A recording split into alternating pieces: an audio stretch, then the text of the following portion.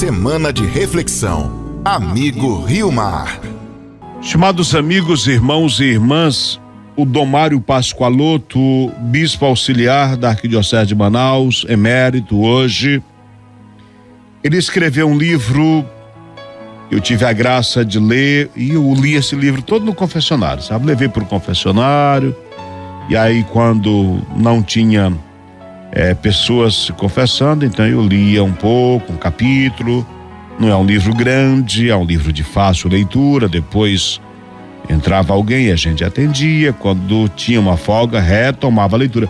O Padre Marino também, eu deixei o livro no confessionário e ele disse que estava lendo também. E então, nesta semana, nós gostaríamos de refletir este livro, chamado Comunhão, Experiências de Deus, que é, na verdade, um livro autobiográfico do Dom Mário Pascoaloto, ele falando da sua experiência de vida. Aqui na orelha do livro nós temos uma partilha do Dom Zenildo Lima, que é bispo auxiliar da Arquidiocese, e o prefácio deste livro é do Dom Leonardo, arcebispo metropolitano de Manaus, cardeal arcebispo de Manaus.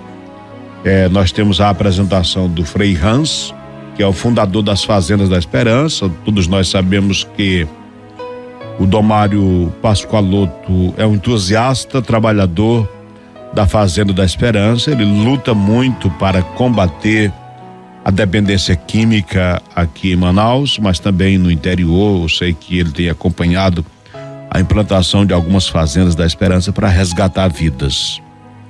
E aí foi muito bom a gente conhecer um pouquinho a história do Dom Mário Pascoaloto.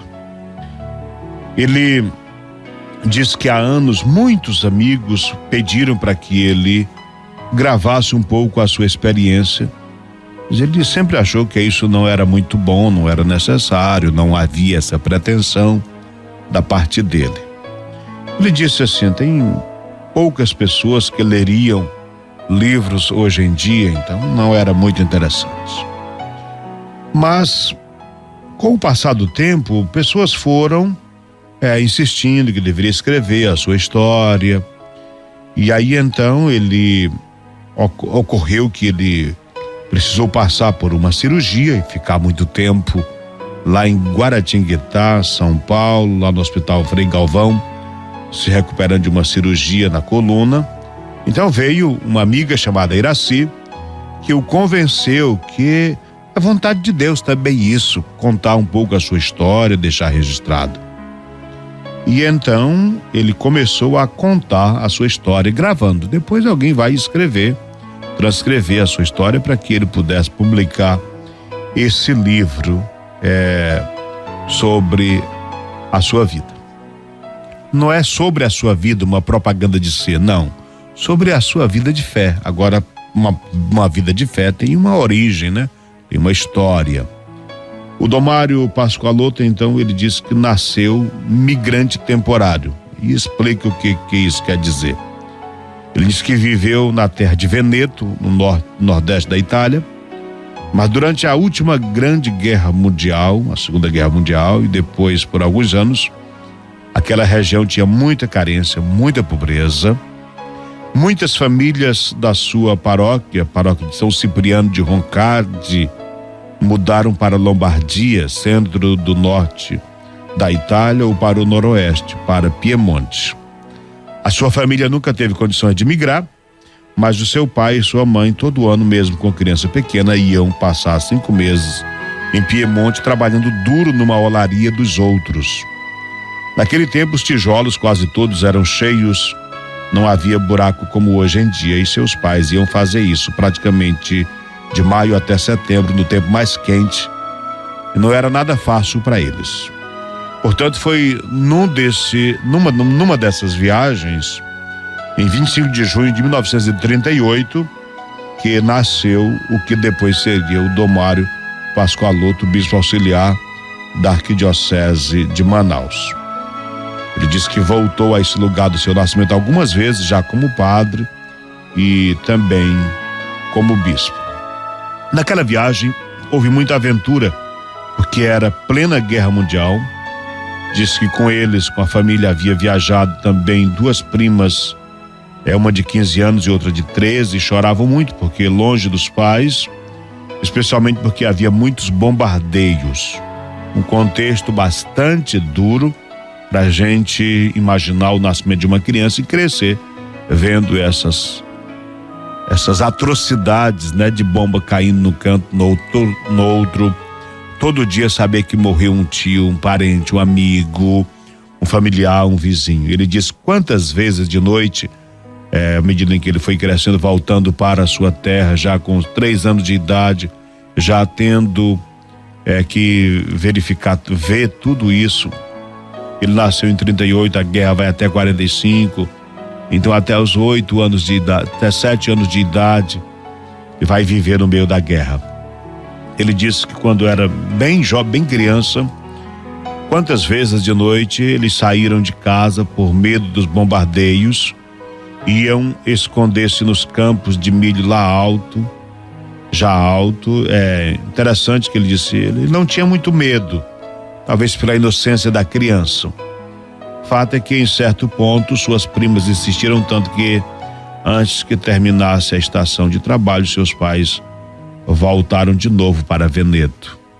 Ele disse, mas quando chegamos na última estação, perto de casa, o trem não parou por medo do bombardeio, só ia mais devagar para que todo mundo que ficasse naquela cidade pudesse descer sem acidente. E aí, como a família tinha outros filhos, desembarcaram a sua irmã com as crianças, o seu pai desembarcou com a trouxa e o Domário, e era uma criança, ficou dentro do trem. Mas aí uns soldados o passaram pela janela e o amigo da família, que se chamava Constante Luziveto, o pegou nos braços e o entregou à família. Disse que são aventuras do passado, sofrimentos imprevistos, mas que ele disse a gente conseguia sempre vencer. E nesse tempo ele, com 5 anos de idade, já começou a trabalhar. Então o trabalho infantil presente na vida desse homem, na época criança, né? Ele disse, trabalhei desde criança, o que para mim era uma brincadeira. Quando se fazia tijolo, naquele tempo se colocava numa forma que se enchia de argila e virava no chão, se puxava a forma e o tijolo ficava lá. O tijolo secava bastante rápido na parte de cima e nas laterais, mas a parte de baixo demorava, então eles ficavam fazendo esse trabalho de virar. Ele disse, sempre lembro da minha infância. Aliás, a infância é uma fase muito importante da vida de qualquer pessoa, né? Ele disse que em 1944 eles não foram para Piemonte como faziam todos os anos, por causa do perigo de bombardeio. Então ficaram numa olaria a 10 quilômetros de casa para ter mais segurança e para que suas primas ficassem mais tranquilas. Ele disse que os aviões passavam por cima, sua irmãzinha, a Ivana, exclamava, Mário, olha os pequis.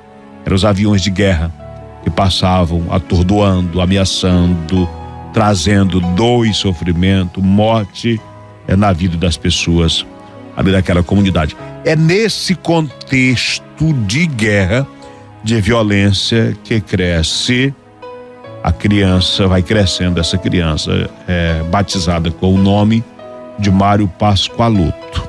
Depois nós vamos conhecer a sua história religiosa. Por enquanto, apenas hoje introduzimos a sua origem, mas nós vamos conhecer ao longo desta semana a sua história religiosa. Mas hoje a gente quis apenas fazer essa introdução. Também vamos convidar para que ele faça uma visita para nós aqui na rádio, tá bom? Você acompanhou Semana de Reflexão, Amigo Rio Mar.